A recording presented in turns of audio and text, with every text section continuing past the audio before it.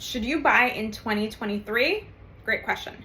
So one thing that you should really ask yourself is how long you plan on staying in the home or even keeping the home.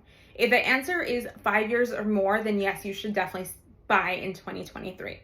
Even though prices are high and interest rates are high, it's still a great time to buy. So one thing to keep in mind is that yes, interest rates are higher. We're in the middle of June 2023. So spring and summer is usually a busy time in real estate. There's always buyers entering into the market around this time. One thing to keep in mind is that because interest rates have been so volatile in the last year and a half, there's buyers that have gotten out of the market. And so one thing to keep in mind is that even though it is a competitive market right now, is do you want to deal with all the competition from buyers when rates go back down?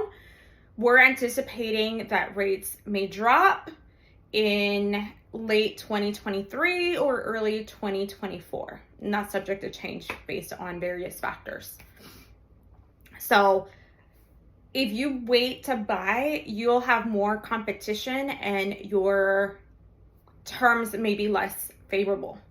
Right now in this market, even though yes, there's competition, but there's other ways to do have creative financing and creative offers so that you still are able to buy your home.